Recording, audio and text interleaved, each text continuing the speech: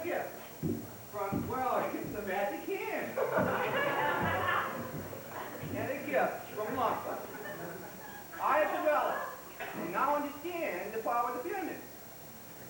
And I'm going to show you tonight this newfound knowledge just upon me. Why? Yeah? I have an object for you, Why. All right, hit me with the mark. Why? Well, it's an object. It's nothing to write home about, but it's an object. Okay, Myron, once again, I am focusing on the focal point of my pyramid. I'm seeing perhaps some type of stationery, perhaps. Oh, your thoughts are getting inky. Your thoughts are getting inky up there, boy. You're picking up on some of this other phenomena. I am, perhaps, I don't know, let me really risk things here. Could it possibly be some type of modern writing implement, ballpoint pen, perhaps? Very good.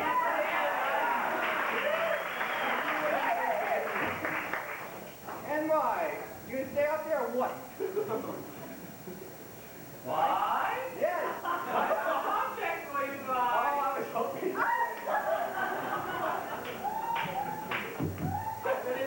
really want you to think hard about this so you can see through it clearly. Okay, I'm thinking very, very hard now. Hold this one up to that third eye of yours there, The point of this pyramid is getting duller all the time. Perhaps, I don't know, I feel a little blurry about this one, but it's possibly some type of eye apparatus, perhaps some eyeglasses.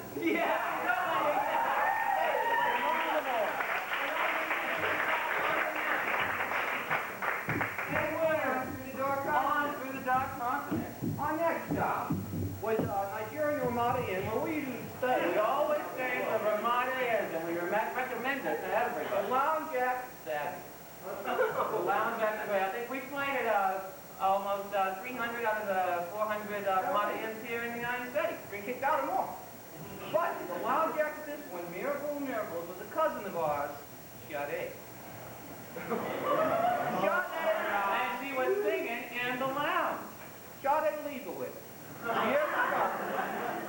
Years ago, she dropped the family name to go on to highlight, disgracing the entire Leibowitz family. Well, she agreed. She agreed To be welcomed here. You said it. Yes, and to pay off a family debt, so that, you know, we would let her come to The Leibowitz family. the Leibowitz family home, holidays, and with no further delay. Sade! Hello, Myron and Byron. I'm very happy to be here singing with you today. Yes. If I tell you now, if you keep on loving me, Oh, like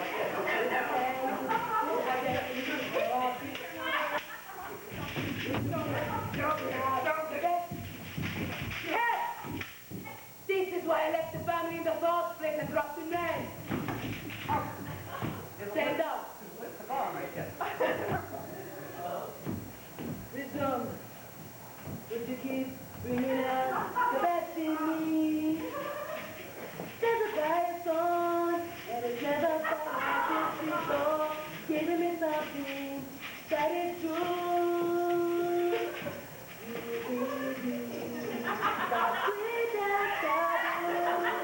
That's why I'm in love with you. That's sweet and sorrow. Thank you, brothers. Thank you, brothers. These are the boys billionaires. Am I back in the family now? Marty, I think we should let her back in. Back with open arms.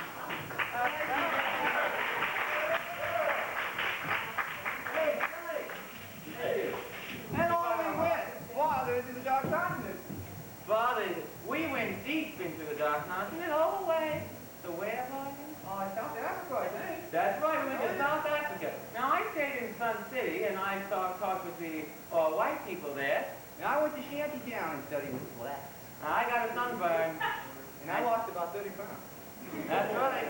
Well, We studied this stuff, though, and while I was there, I was taught how the white minority government is telling me all their tricks about the government and things.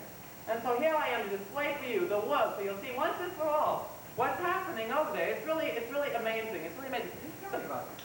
That's right. I didn't tell him about this. So anyway, now, guys, I just want you to stand right there, guys. I want you to stand right there. Okay. Bye. Bye. You ain't my girl, boy. Bye. You ain't my girl, boy. That's right, boy. It's your curfew, boy. It's your curfew. Say goodnight to the lovely ladies, gentlemen, and go backstage. Good night, lovely ladies. Welcome to the Myron Leibovitz Hour. Ladies and gentlemen.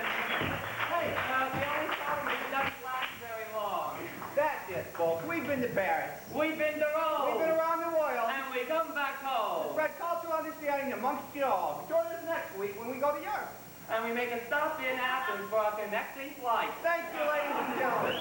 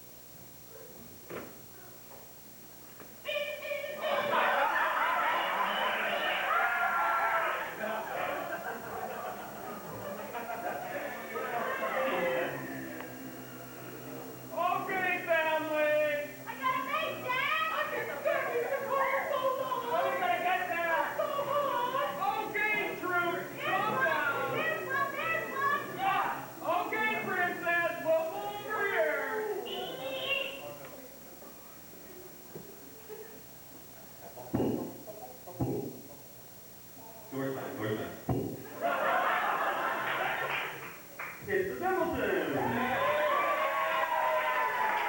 Starring Ancell as Chip Bimbleton Sr. Nice, they're on it! Also starring Joan Owens as Deputy Bimbleton.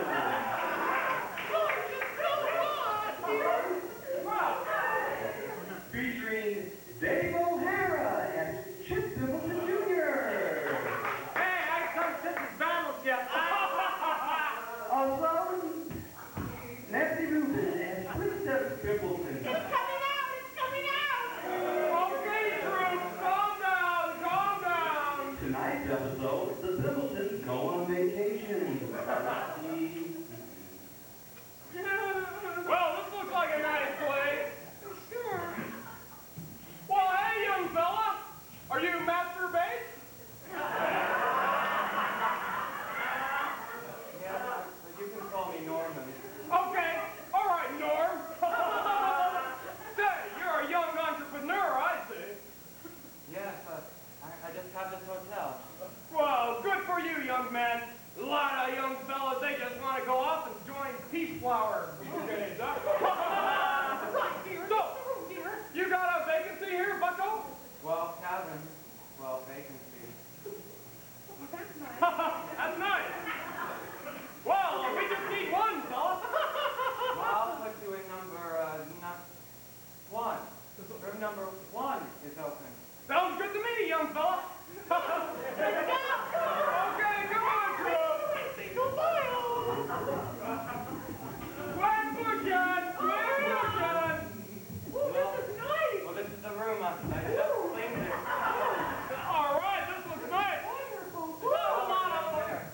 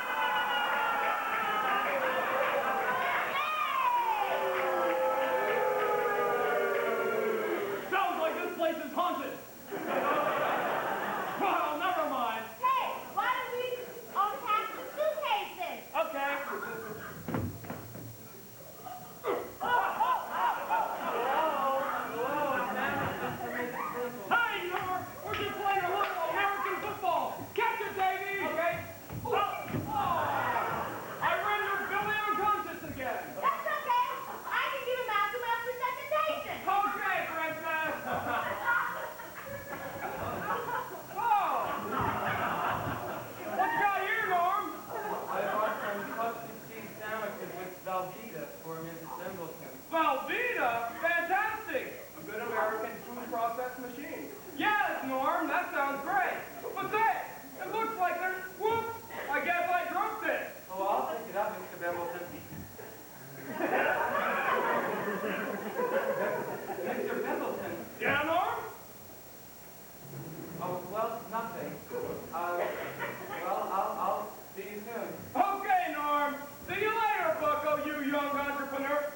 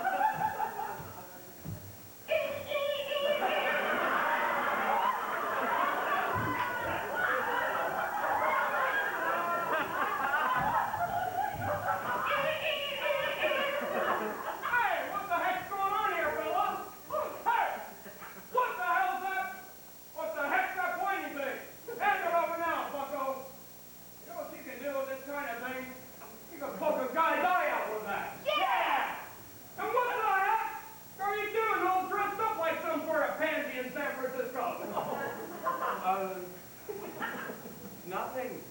You know what this kind of thing leads to, bucko?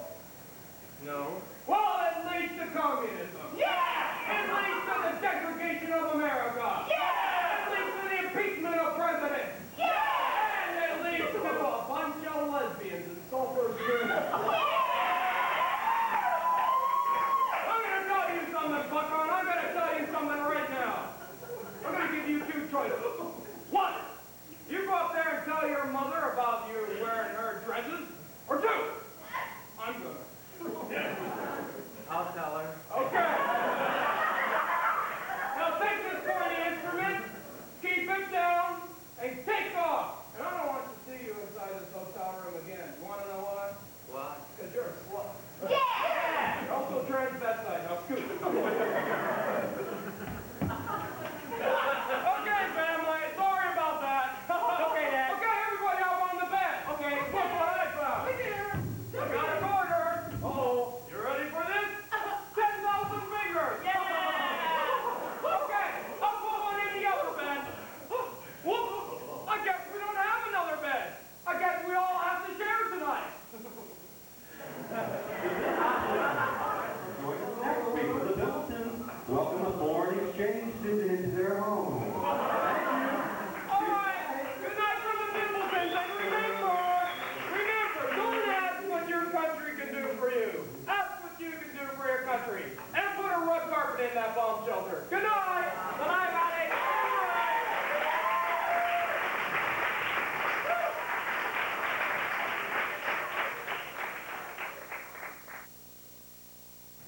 Welcome to another night of serious dance, massage, motif, experimental theater, quadriplegic jumping jacking theater.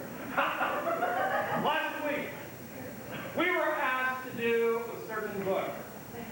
It was called Scarlet Letters. It was not our idea. In fact, none of us had ever read it. But it's a damn good book. It's a book, The Scarlet Letter, it's by Clifford Notes.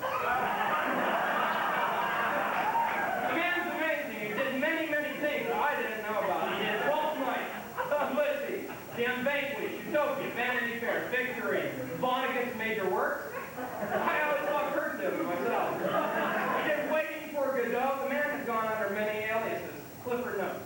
If you ever see any of this stuff, pick it up. I wholeheartedly recommend it. Now, the Scarlet Letter.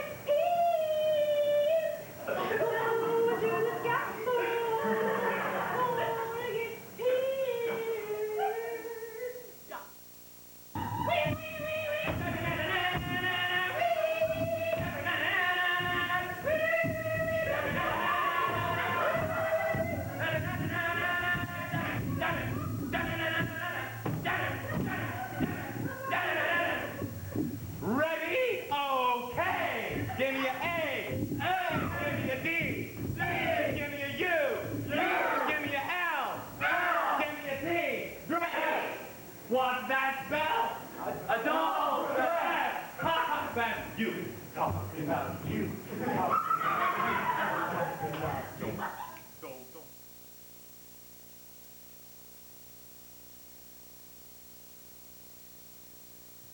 $60.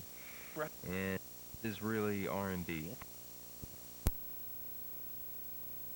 This play's called The Loveliest Afternoon of the Year. And that was written by, John Guare. You know. And she also wrote out Blue Leaves. My favorite in a series.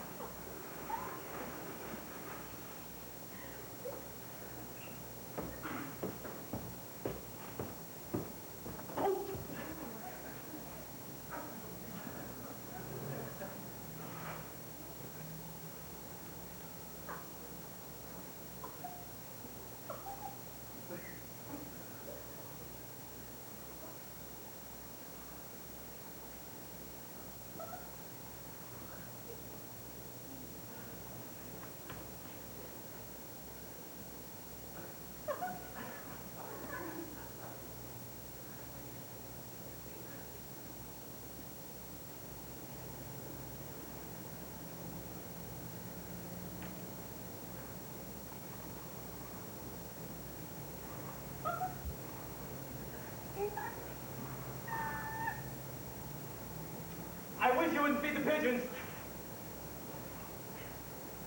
Please. I wish you wouldn't feed the pigeons. Huh? I mean, I wouldn't mind. Are you a mugger? No, I'm not a mugger. Because if you are, I'll scream. I have a very loud voice and I love to scream. I don't believe that.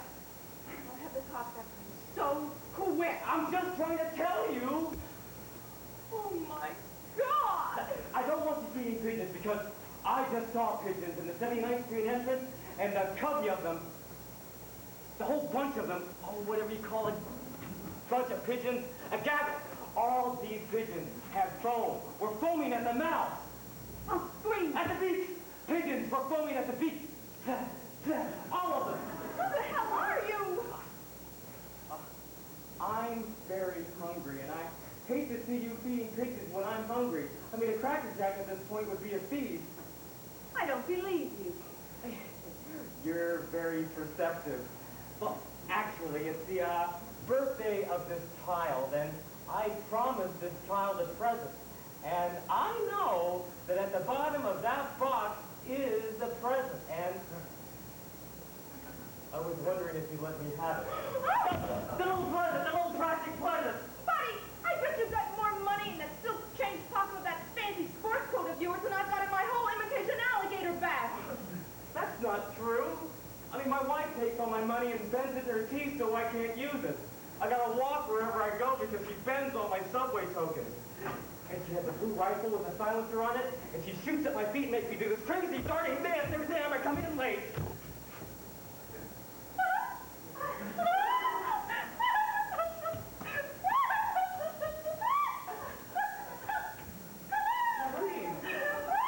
Believe me, everything I say is true. Please don't laugh. Oh, I have been in this city for 11 months now. And you're the first person I've spoken to, well, that's spoken to me. 11 months of silence. I feel like I've just been released from a convent, a goddamn convent.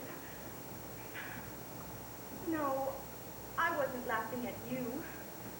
I'm a young girl, and I'm pretty. And no one ever speaks to me, not even to ask directions. And I think you're the funniest man I've ever met. And I thank you in all the languages there are. Thank you for speaking to me. Everything I said is true. Oh, God, please don't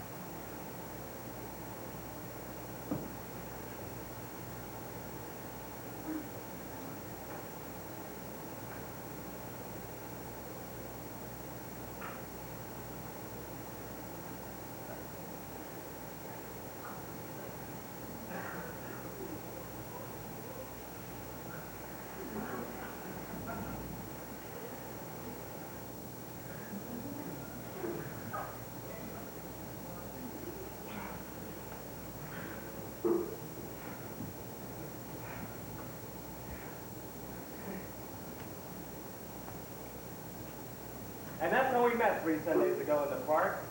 We walk along and talk about the future. This is the 3rd Sunday we've met now.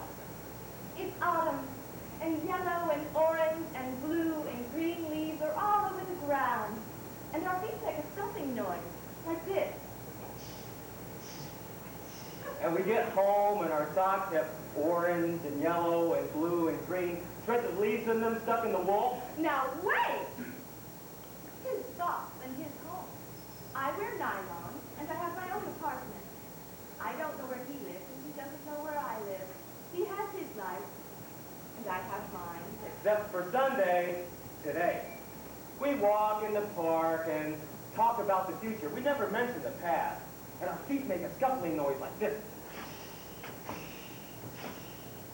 Now wait!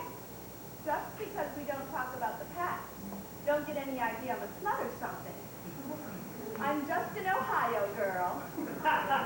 Oh, age 10. You only talk about a past when you have a past. I must remember not to wear this sweater any more Sundays. I think she still thinks I'm a mugger. I spent all last Monday picking long shreds of dead grass out of the back of my sweater with a silver tweezer. I don't care if he's a mugger or not.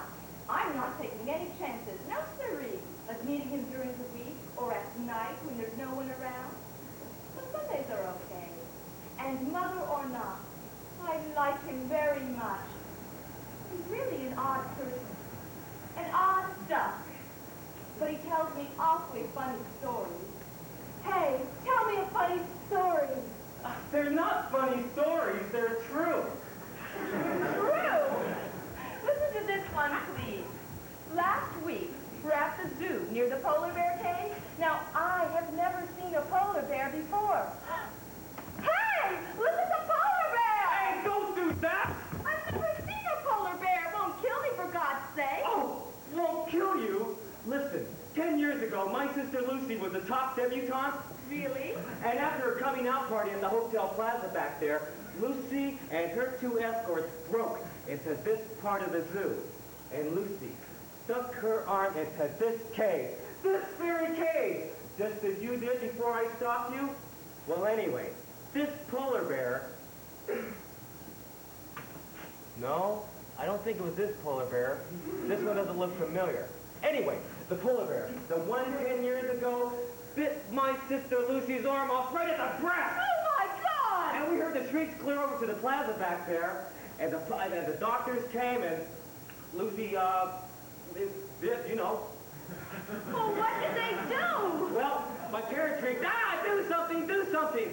And the doctors and ambulances which came pulled Lucy's arm out of the polar bear's mouth and quickly sewed it back on. Modern surgery can do things like that. Well, what happened? Oh, my God! Well, the arm grew back, thank God, but Lucy never went to another coming out party again. Boy, I can see why not. Because enormous amounts of, she developed all over her body enormous amounts of white polar bear hair. And for her comfort, we had to ship her off to Alaska in a cage. You're putting me on. You come from Ohio. I mean, you come from a nice little family. You don't understand the weirdness, the grief that some people can spring from. You are the oddest duck I have ever met. Ducks!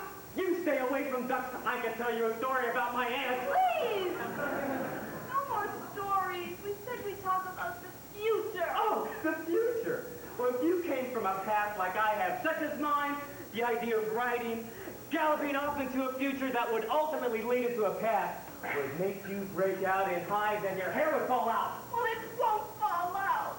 And if you keep on talking that way, I'll go home and wash it and massage it and make sure, damn good and sure it doesn't.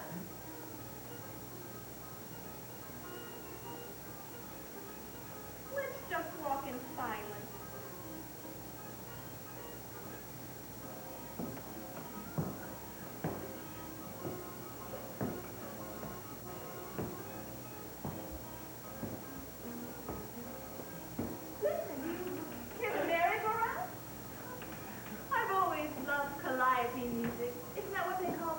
Yes, they run on steam. My father fell into one and was scalded to death. Hey!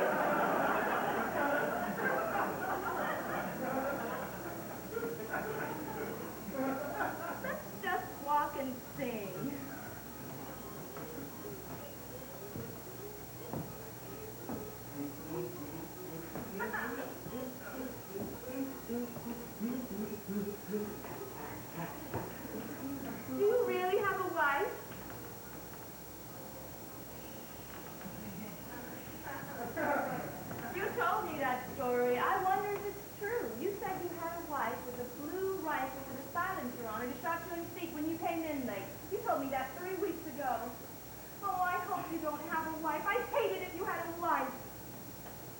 since I met you. I don't have a wife. Are you divorced? No. But you do have a wife. No.